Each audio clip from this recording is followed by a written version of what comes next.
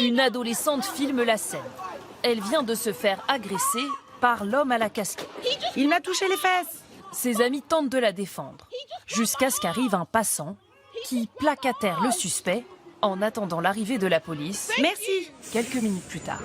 Le passant, c'est Ivan, ni policier ni militaire, mais professeur d'arts martiaux.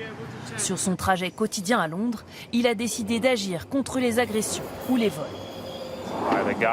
Un homme a pris le téléphone de quelqu'un dans la rame, je l'ai suivi quand il est sorti et ensuite je l'ai immobilisé. Et j'ai simplement attendu la police. C'est ce qu'on appelle une arrestation citoyenne, légale au Royaume-Uni et en France. Ceinture noire de jiu-jitsu, Ivan s'estime suffisamment entraîné pour agir en toute sécurité lorsque la police ne peut pas être présente. Je préférerais que les forces de l'ordre fassent leur travail, mais si elles ont besoin de notre aide, nous sommes là. La police britannique est critiquée pour les temps d'attente trop longs, notamment pour les plus petits délits. Mais les arrestations citoyennes ne sont pas sans risque, rappelle cet expert.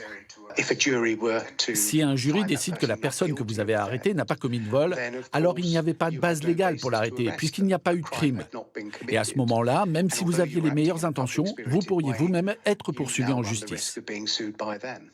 Une arrestation citoyenne fait polémique dans le pays. Ce conducteur de bus s'est fait licencier pour avoir immobilisé un voleur de bijoux à l'arraché dans son véhicule.